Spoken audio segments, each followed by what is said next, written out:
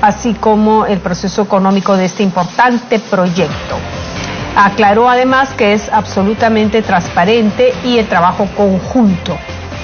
Bien, nosotros a esta hora de la mañana nos vamos a trasladar a la sala Miguel Grau Seminario del Palacio Legislativo porque se convocó a una sesión de la Comisión de Justicia y de Derechos Humanos que fue frustrada por falta de quórum en el transcurso de esta semana y se pasó para el día de hoy, viernes, a partir de las 11 de la mañana.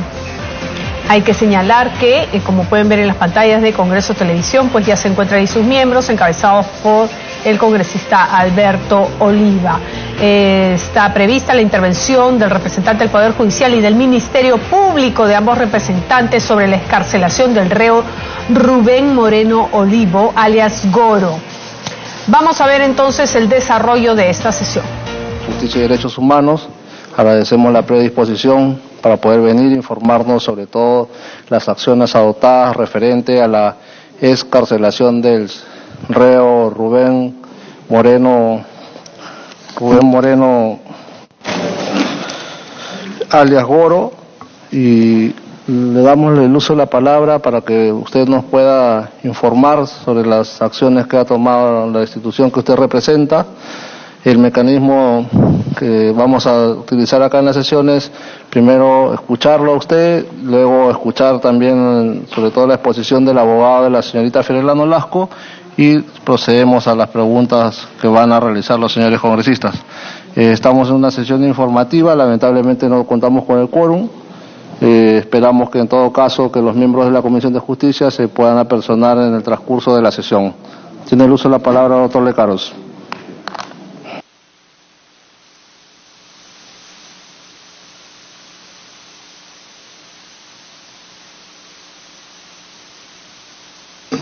Gracias. Bien, como todos sabemos, se ha dado la libertad a este señor Moreno Olivo Rubén, ¿no? Y se está tratando de esclarecer realmente quién es el culpable o qué institución es la que ha originado esta fuga, digámoslo así. En lo que respecta al Poder Judicial, yo quiero señalar lo siguiente.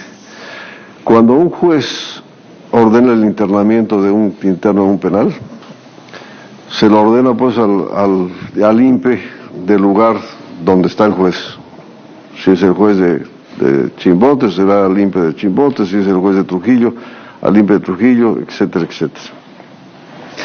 Una vez que el señor es internado en el penal, el juez ya pierde el control sobre ese detenido y es el INPE quien decide a qué penal lo remite o en qué penal lo interna. Tanto es así que, por ejemplo, el señor Oropesa, el señor Orellana, que están procesados en Lima, actualmente están en el penal de Chayapalca, tengo entendido, o en Pasco, y hoy día he leído en el periódico que el señor Álvarez, gobernador regional de Ancash, ex gobernador, ha sido trasladado a Chayapalca, ¿no?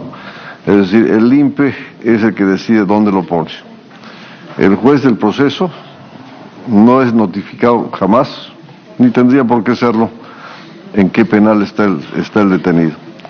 El asunto es que cuando el juez del proceso requiere al INPE, digamos un juez de Trujillo, requiere al INPE de Trujillo que le ponga a disposición al detenido, recién le informan en qué penal está y se puede hacer por videoconferencia las audiencias, o finalmente el INPE tiene que trasladarlo pues de donde esté a Trujillo para que el juez pueda hacer alguna diligencia. En este sentido, cuando hay una sentencia, un ejecutorio supremo, por ejemplo, como en este caso, el juez del Santa lo que hizo es comunicar al INPE del Santa que este señor había sido sentenciado a 25 años de prisión. Y tanto es verdad esto que en el INPE del Santa, con fecha 22 de enero, me parece, del año 2019, aparecen inscritas las dos sentencias, tanto la de primera instancia como la de segunda instancia. Y es el INPE del Santa quien, no sé por qué razones, no comunicó esta noticia que tenía la sentencia a la central de Lima para que Lima pueda tomar las disposiciones pertinentes, ver dónde estaba el detenido y disponer pues que se inscriba la sentencia en el registro del penal donde esté el detenido. Esto es lo que ha pasado. Sin embargo, se ha detectado que hubo algunas pequeñas irregularidades en el Poder Judicial respecto a que el INPE de Lima le comunicó a la Corte del Santa que faltaba en algún documento, faltaba una hoja en alguna comunicación, y los empleados de la Corte del Santa no cumplieron oportunamente con completar esta documentación. Al respecto, tengo información de la oficina de la OJMA acá en Lima y de la ODEJMA de la Corte del Santa, que se ha abierto proceso administrativo contra 4 servidores para verificar si efectivamente tiene o no alguna responsabilidad o alguna negligencia en la tramitación de los documentos. Pero lo real y concreto y que se puede demostrar con documentación es que desde el 22 de enero del año 2019, es decir, 5 meses antes de que se produzca la libertad de este señor, el INPE ya tenía conocimiento de la sentencia y incluso la había inscrito. Eso es lo que podría decirles respecto al papel del Poder Judicial en este caso. Muchas gracias, doctor Lecaros. Saludamos la presencia también de la congresista Tamara Limborgo y el congresista Héctor Becerril. También le damos la bienvenida al señor Marco Sánchez, abogado de la señorita Fiorella Nolasco, a quien le damos el uso de la palabra para que pueda exponer. Gracias, señor presidente. Primeramente, señor presidente, y a los miembros de esta comisión, quiero de alguna manera aclarar mi situación personal y jurídica ante ustedes. Si bien es cierto, soy abogado de la familia Nolasco Blas, pero también tengo la condición de agraviado. Y quiero resumirlo en 2 minutos. En julio del 2010, cuando estando en funciones el consejero regional Ezequiel Nolasco Campos, sufre un ataque de sicarios al interior de su domicilio el 20 de julio del 2010, evento en el cual fallece pues el hijo político de Ezequiel Nolasco, Roberto Carlos Torres Blas, y es malherido el consejero regional en funciones. Entonces, yo desde julio del 2010 asumo la defensa del caso Nolasco 2010, como bien lo conocen los medios y en Ancash. Pero sucede de que en el ejercicio de mis funciones hacemos un viaje a Lima en marzo del 2014, específicamente íbamos al Tribunal Constitucional a ver un tema porque la red criminal de Ancash, la mafia de Ancash, le había embargado su inmueble a Ezequiel Nolasco sobre pretexto de una querella, ¿no? Y medida incluso que hasta ahora está inscrita en los registros públicos. Justamente en esa tarea de abogado viajamos el 13 de marzo y a regreso pues de Lima a Chimbote hicimos una parada técnica en Huacho, aproximadamente 9:30, 9:40 y fue pues según las investigaciones que hoy arrojan pues hubo un cruce en un restaurante con un grupo de sicarios que estaban buscando a otros sujetos, por los cuales habían sido contratados. Y ingresamos a ese restaurante y uno de ellos lo reconoce, Ezequiel Nolasco, porque esos sicarios habían sido reclutados de otros lugares del país, porque el encargo que tenían era para eliminar a unos delincuentes de Huacho. Tuvimos la mala suerte de entrar a ese restaurante que tenía 2 puertas y ni bien ingresamos, estaba lleno el restaurante, ingresamos, por la otra puerta automáticamente salió disparado Loloy Valencia, más conocido como el Chino Malca, que lo había reconocido a Nolasco. Entonces de ahí empezó mi tragedia personal, porque a los 45 minutos después de lo que lo habían reconocido a Ezequiel Nolasco, pues ocurrió el crimen, y yo estuve al lado de Ezequiel Nolasco, y producto de los 5 disparos que hizo el sicario Cruzate, pues me lesionó el oído derecho, y por lo tanto lo que ocurrió el 14 de marzo del 2014 en la ciudad de Huacho me convirtió en testigo y a la vez en agraviado. Entonces quiero aclarar que aquí en esta comisión quiero que me consideren y me traten como agraviado, porque estoy sufriendo directamente las consecuencias de la fuga de Rubén William Moreno Olivo.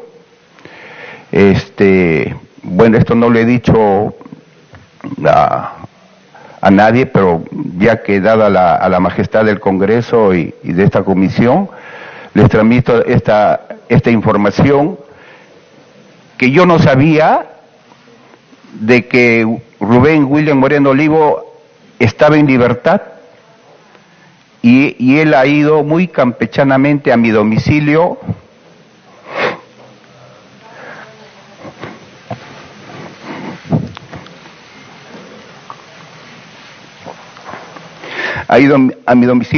a celebrar su fuga.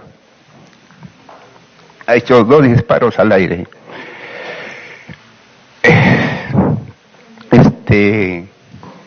Calibre 9 milímetros, hasta en eso me he convertido en especialista.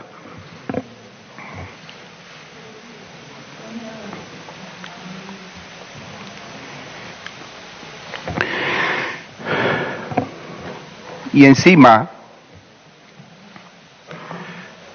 con todo esto que ha sucedido el día de ayer, que de manera directa y explícita, así sin tapujos, sin nada, la abogada del procesado, del acusado Álvarez Aguilar, ha tenido la desfachatez de mandarme a mi celular un mensaje directo que de todas maneras, haga lo que haga, no me voy a salvar. Son cosas muy graves que están pasando esto. Ojalá que de las conclusiones, de las discusiones que se arriben acá sirva para mejorar, pues, la calidad de vida de la población, su seguridad y su vida misma, por lo que me está pasando a mí. Y hay muchas responsabilidades en el caso Nolasco 2010 y en el caso Nolasco 2014. No es posible que esté sucediendo la fuga de los sicarios de la red criminal de Ancash, ¿no? O sea, eso es grave. Y algo tiene que hacerse, señor presidente. Yo, de mi parte, no sé si esta sesión tiene ya carácter, ya no, deja de ser informativa para hacer algunos pedidos, señor presidente. Muchas gracias, señor Sánchez. Tiene el uso de la palabra el congresista Juan Carlos González. Presidente, señor José Luis Lecaros, presidente del Poder Judicial, señor Marco Sánchez, congresistas, señores, buenos días. Señor presidente, si usted me lo permite, por razones de tiempo, yo sé que mis compañeros congresistas van a poder intervenir.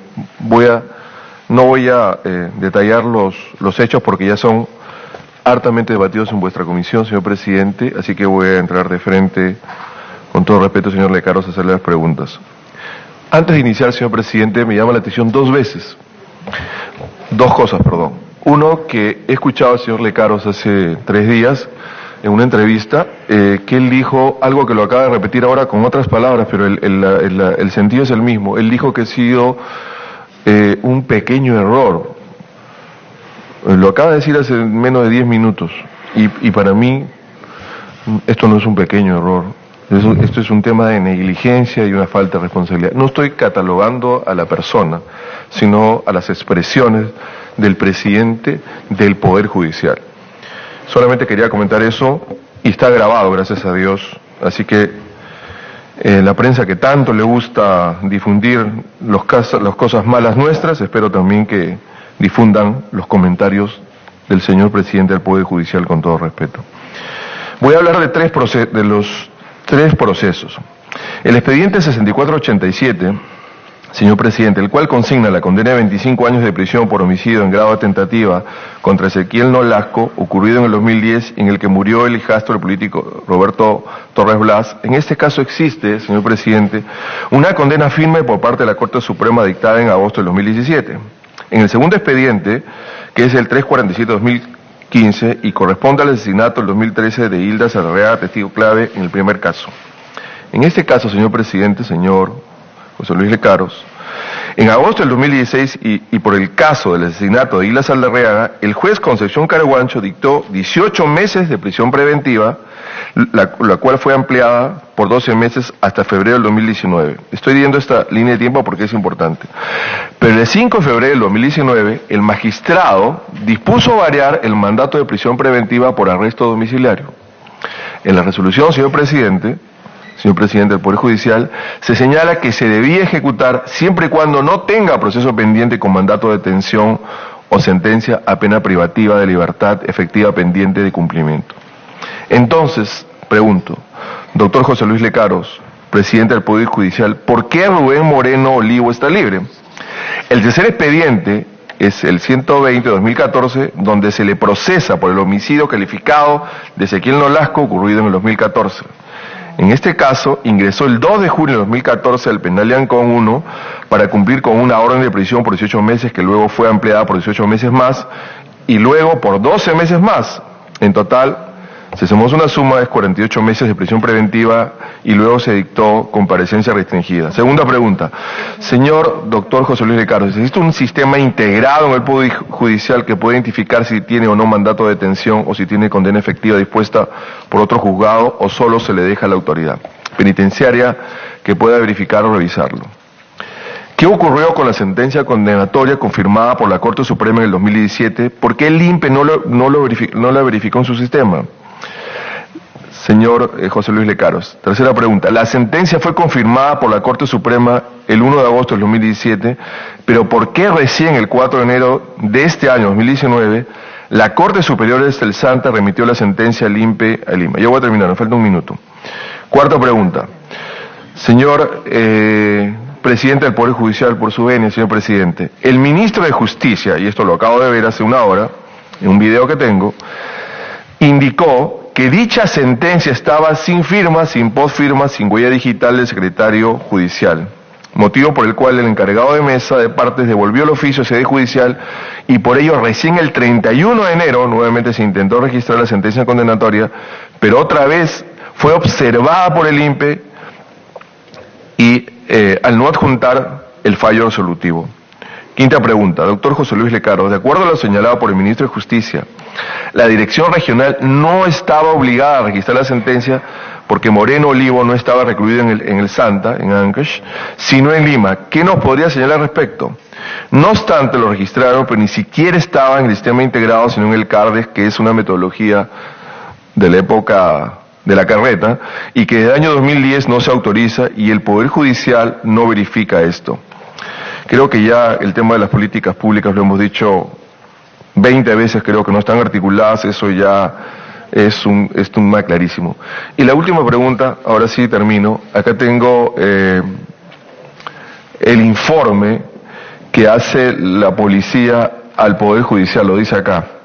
Termino con esto. Tengo el agrado de dirigirme al despacho a su cargo con la finalidad de remitir adjunto el presente el informe señalado en el asunto mediante el cual se da cuenta sobre el estudio de factibilidad del domicilio que presenta el procesado Moreno Olivo Rubén William, cito en el Jirón Azángaro número 1045, departamento 406, Lima Cercado, quedando a criterio del colegiado y otros para el cumplimiento de la medida judicial de mandato de comparecencia restringida la modalidad de arresto domiciliario dictada por el despacho. O sea, sí se le había notificado, acá está.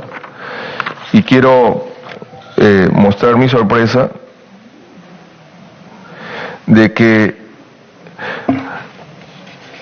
el cuidado que se le tenía aquí, esto es gravísimo, servicio policial, en el supuesto que su judicatura otorga el beneficio de arresto domiciliario, el servicio policial, yo no sabía esto, señor presidente, esto es increíble, se brindará en la modalidad de itinerante, no permanente, o sea, el señor no tenía custodia policial permanente, sino itinerante.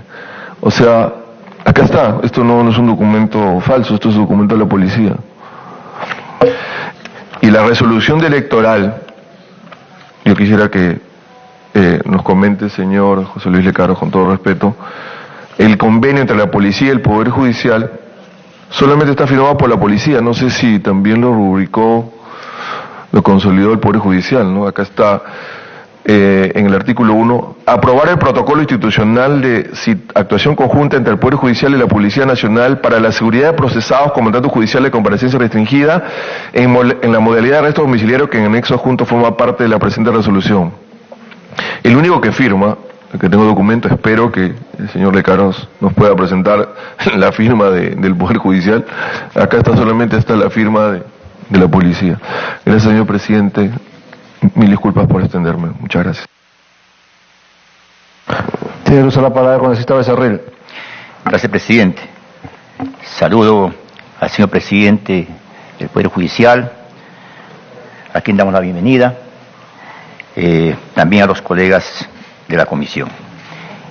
Yo voy a ir de frente a las preguntas porque hay un hecho muy grave que tiene que conocer el día de hoy el señor José Luis Lecaros, presidente del Poder Judicial. Quiero preguntar, ¿por qué la Sala Suprema Penal Transitoria,